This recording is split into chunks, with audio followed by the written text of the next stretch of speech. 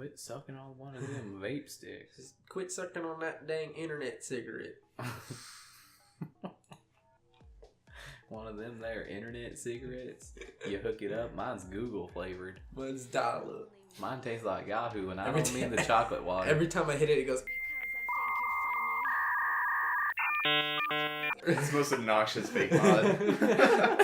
Yeah, dude, it hooks up through your telephone. That would be cool. That would be cool if like the flavors actually were named after sounds, and they somehow had like ways to just emulate sounds. Like this one's called Death Whistle. I think it's the whistle from the throw ones Mm-hmm. from Bone Tomahawk. Yeah. Or it's just the Velociraptor sound from Jurassic Park 3.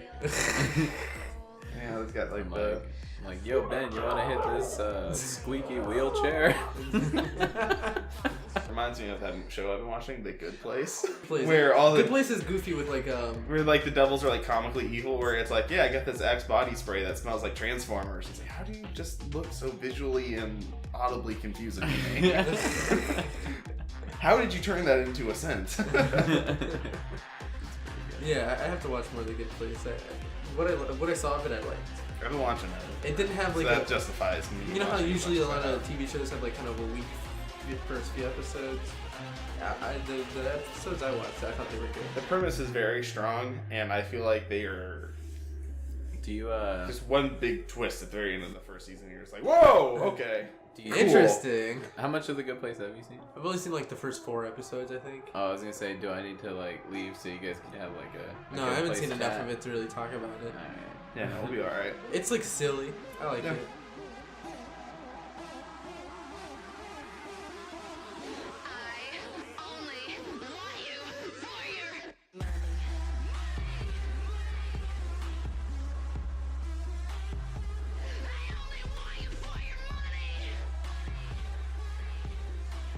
Hey everybody, TJ here from the Target Audience Podcast, where I'm joined here with my co-host Ben and Pierce. And we are 3 dudes who have a podcast where we release 2 episodes a week now. Woo! And we talk about all things. I mean, most of the time it's going to be specific movies that we all watch, but it's going to be other content as well. Just anything involving our love for film and or entertainment. Whatever strikes our fancy, really. Yeah, pretty much. And in that case, we all watched a movie that was perfectly molded to not be enjoyable for us, and that was Velvet Buzzsaw. Which specifically designed to not be that great. Yeah, which hold on, though. It was like the very new Netflix release. Mm-hmm. And on just like a surface level, like, you know, just looking at the poster and the premise and the director and the cast and everything about it. Very high hopes. Everything about this movie should fucking work. Yeah, but it's like it was made in a lab in order to get people to click on it, but that was literally all they had to do. It was Netflix, they're like, fuck it. If you get people in for the first 15 minutes and get them hooked, they're not going to turn it off. Chances are they're going to pass it on the couch and we're going to count it as hit. It's like they rolled in and they had an intern, right? And this is how I'm going to work being able to do this and let it be on the mic. But it's just like, hey, Bill, you got any ideas for this movie we have? Like you said, they got a bunch of buzzwords on there, and he's just like, yeah, man, why don't we do a movie called Velvet Buzzsaw? And they're like, oh, dude, that would be such a good title for a movie. And then that's probably how they built this movie. Yeah. So, basically, don't put much thought into it, because if you do, your brain's going to just be mad. It was fucking boring. It's fucking boring. And to talk about why it's fucking boring, we should probably talk about the plot. Did you guys mention it was fucking boring? It's fucking boring. This shit, boring. Alright, so the movie's about art speculators that find themselves in a series of unfortunate events after they profit off of an unknown artist who committed suicide, and all of his paintings were found and then sold and profited off of as if they were just fair game. After profiting off of Benghazi, they felt...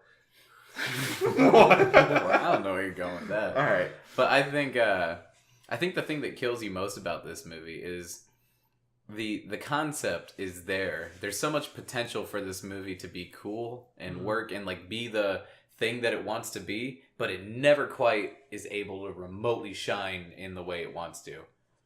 Yeah, you know, do you get what I'm saying? Like, this there's movie things there. is a failure to commit to any one direction. The whole time And you're it's watching it, painfully, it's kind of sad because like if it went in one of the directions, it could have been a really cool movie. Yeah, it just spread itself really thin. I think and that's at the end of the day, never committed to anything. It's one of those movies that, like, it falls in the category of it's not so bad, like, once you start watching it, you're gonna quit watching it, and it's just good enough for you to finish, but by the time it's done, you're like, oh, thanks for Waste that. of time. Because there's a You couple feel of like you decent wasted- performances in the movie that keeps you kind of going. Jake Yeah. Gyllenhaal is believable as No, it's not, this movie tanking isn't Gyllenhaal's fault at all. No. Gyllenhaal is a great actor. He and he tried was very to work with what he everything had. he does is every character he does is very natural. Like in but it's still like a character. Mm-hmm.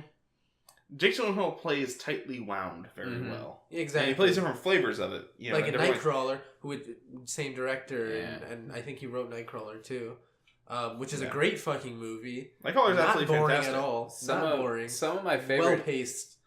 Some of my thriller. favorite scenes in Velvet Buzzsaw, though, was the time, like, the one time they mentioned really Velvet Buzzsaw is when Rene Russo's talking to David Diggs' character, who's, like, the street artist that's on the verge of becoming, like, one of the next big things, and they really want to sell his, like, product, and he's still... His vibe. And he's still an artist at heart of, like, nah, this is raw, this is me, it's about emotion, not Fucking dollar nerd. signs. And then he brings up her punk band, which was Velvet Buzzsaw, and, you know, she's got the tattoo title. on there and everything.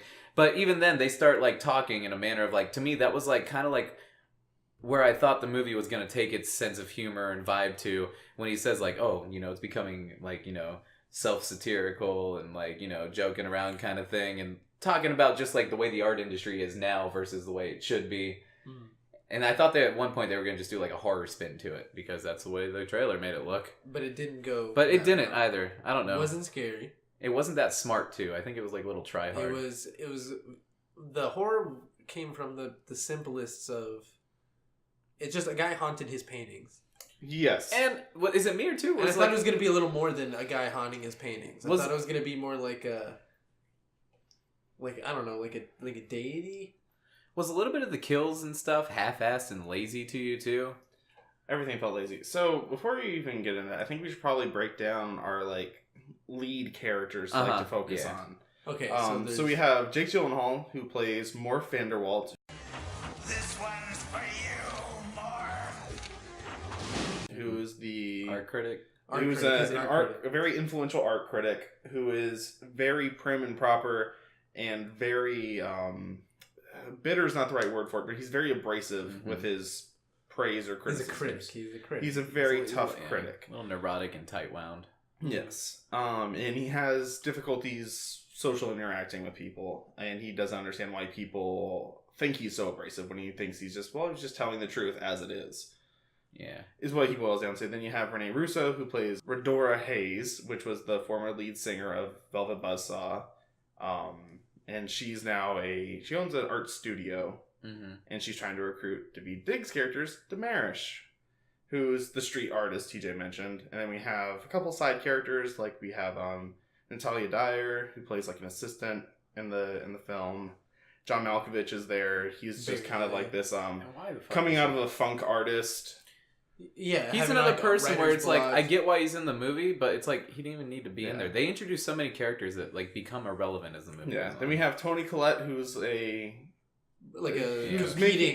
competing studio. She used to work for the public museum. Now she's gone private. Did you mention And then Zawe Ashton, who's Josephina, who's kind of the connecting character. She's a main character. She's the connecting character, I think, that brings everyone together. And she is an apprentice to Redora Hayes. Yeah, everything's not going good for her until she finds these paintings, and then she becomes a bitch about it. She discovers the dead man's paintings and has the idea to make money off of them because they are graphic and intense. They were intense paintings. Like I did like the paintings that they used in the movie. Their depictions of violence. They were kind of cool and interesting. Yeah, it was kind of neat. Yeah.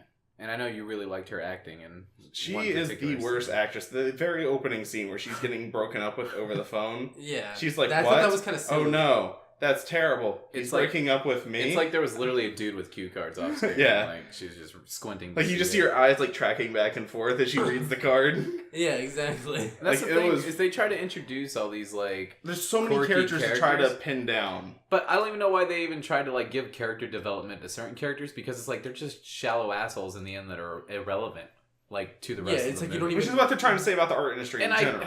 I get it, but It's it's about also 1,000 voices that ultimately don't matter. But it's just them saying the same thing over and I over get again. it, but it's like, don't... Which is the point. Look, if I want... But it can be executed in a way Yeah. that's enjoyable. Like The Other Side of the Exactly. Wind.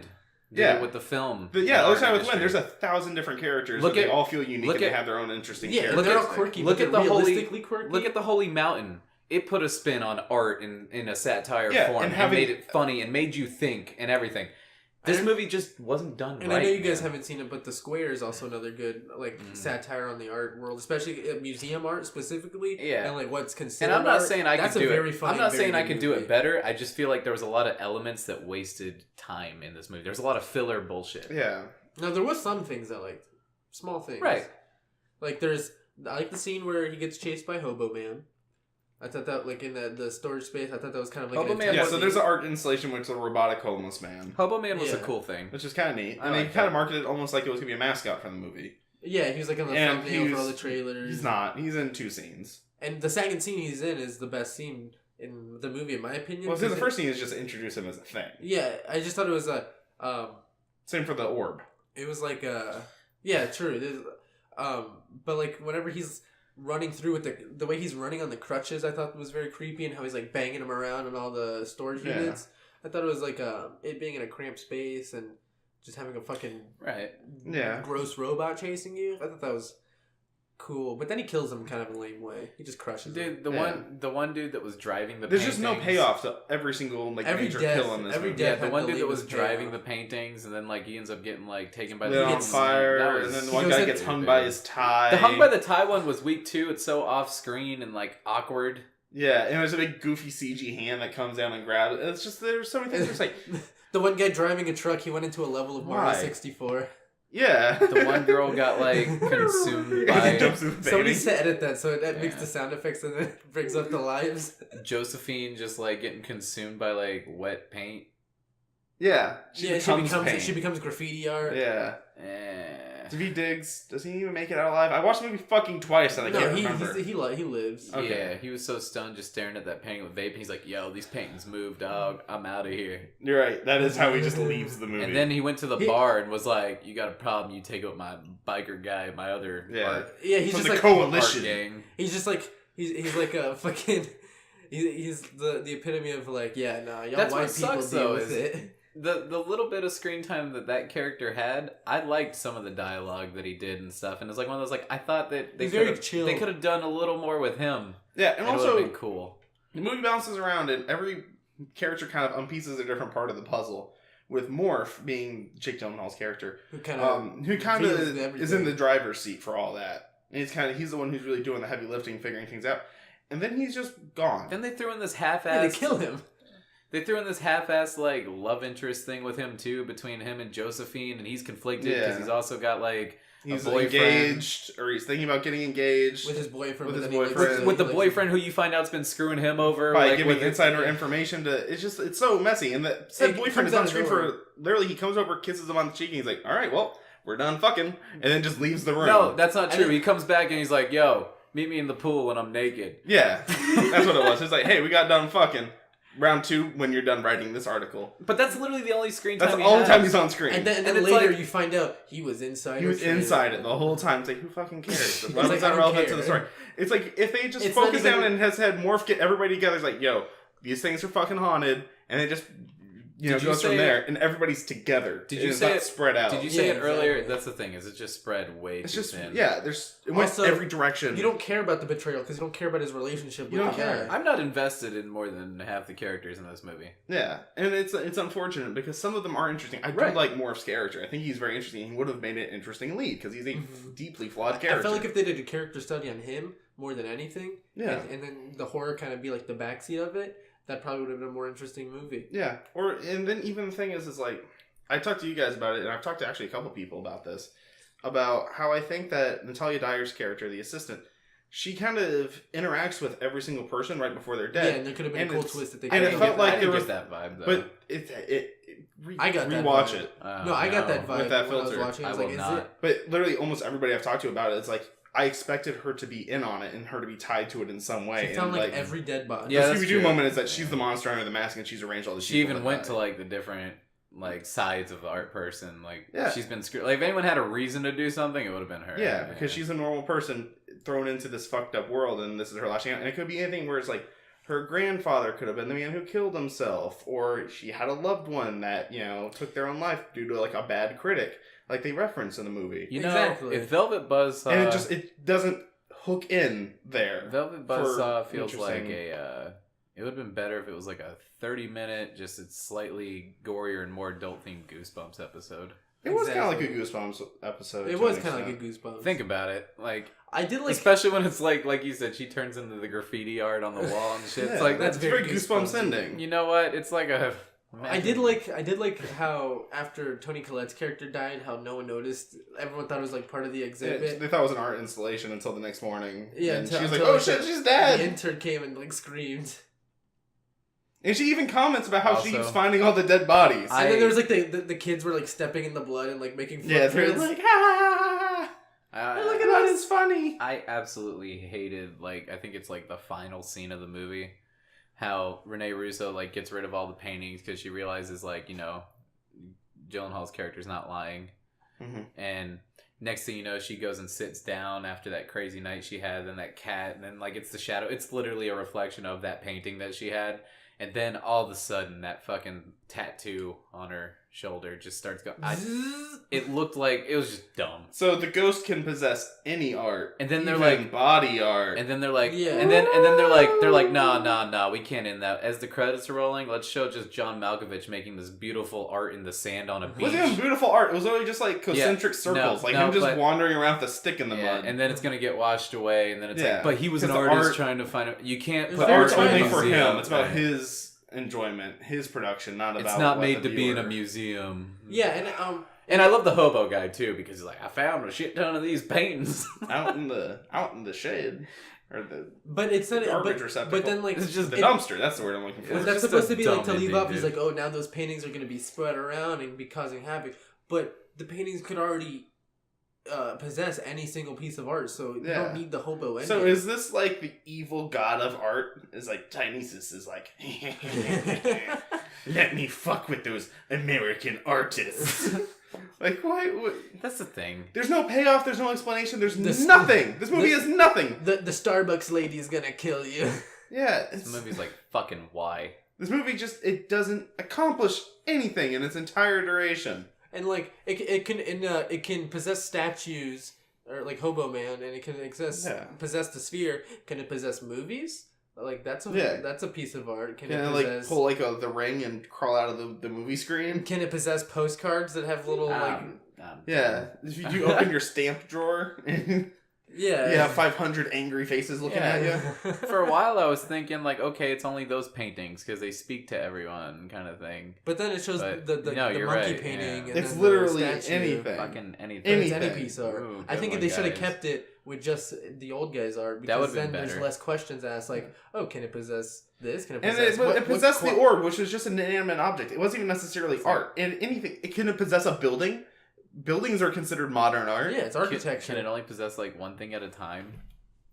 If you have body paint, does it possess a person? Where is the line drawn in this mambly-pambly stupid fucking movie? Can it possess a Can it possess mime? your Sprite Zero? Yeah, just control a mime? performance artist?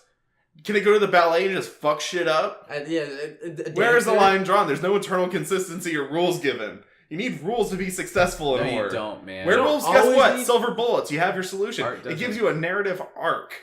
Yeah, but art doesn't have rules, man. Fuck you. This isn't art. But this isn't. This is corporate America producing something with big names who did it for money. Named after a fictional punk band that didn't do it for money. Named after a euphemism for eating girls' pussies. Probably That's what Velvet Buzzsaw means. Probably Is the it? best. Yeah. I didn't know that. Probably the I best. didn't part. either until I went down a fucking trivia hole on That this. being said, how many people were watching this movie like, fuck, dude, Velvet Buzzsaw would have been a great punk band name. It is a kind of cool name. It is a cool name. Velvet Everyone would be Buzzsaw like, yeah. sounds Also, badass. it's so just... It's just such a weird thing. It's like if Fight Club was named after, like, IKEA white and black, table. It's like, well, it's something that is mentioned in the movie at one point in time. Is it really what defines the movie? Exactly.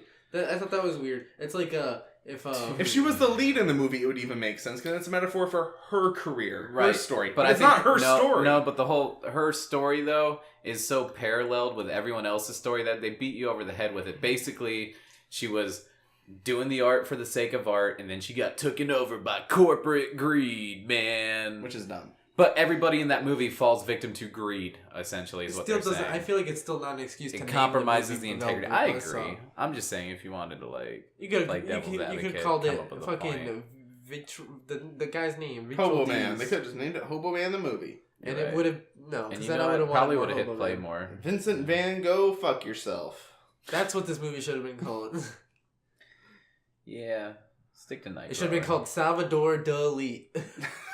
Oh my god. Mona Lisa.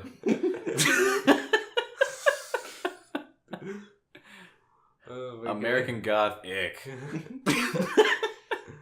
It's funny. It's like mine's not even jokes. You guys got any more? I was thinking of one. can't I wanted to think go of- with Starry Night, but I was thinking like maybe Starry Not Right. It doesn't work.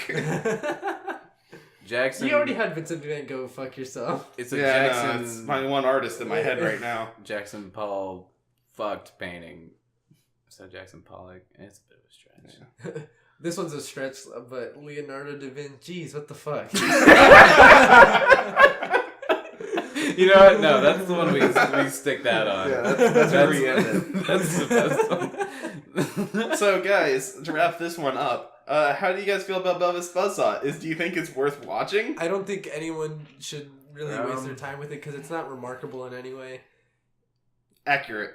I don't know. Watch you a watch compilation of the deaths, and that's all. No, don't even do that. They're not even worth watching. No, that's the meat of the movie. That's the best part, and it's not even that worth watching. So you can like put it in your watch later playlist, and then I wouldn't visit watch it. it. I wouldn't even do that. I wouldn't do It it. doesn't Ben work. watched it twice. I watched it twice because it was literally the only thing I had on my phone at the moment, and I So- was that bored. All right, so basically that's how I'm going to recommend it. If it's the only thing you happen to have on your phone and you're Desert that Island bored, movie. Sorry, Yeah. definitely not my Desert Island movie. Yeah, no, don't watch this movie. you're on a desert island, and then I this movie snapped the watches disc a in half sword. because I've seen it before, and I'm like, I'm not watching this on a desert island. You're on a desert island. Velvet Buzzsaw comes You up use on it to DVD. slit your wrists. And Yeah, take that. The DVD That would half be- and go. And you know what? That would contribute more satire to art than this whole fucking movie. That actually would be really funny. No, slit your wrist, and then with your last final moments, take your blood, and then write Velvet Buzzsaw on the sand, so if anybody finds you, they know why. Mm-mm. I'm going to go the classic Jay and Silent Bob route. I'm going to just write Eat Pussy. Or you can go with the classic blame your best friend. Just write Ben my did it. name Yeah. with an exclamation point. Yeah. Ben. No, and no one ever does punctuation with those kinds of notes. No, you do. You do Ben ? Ben? Like I don't know. Rosebud. Alright. I'm gonna call it. All right.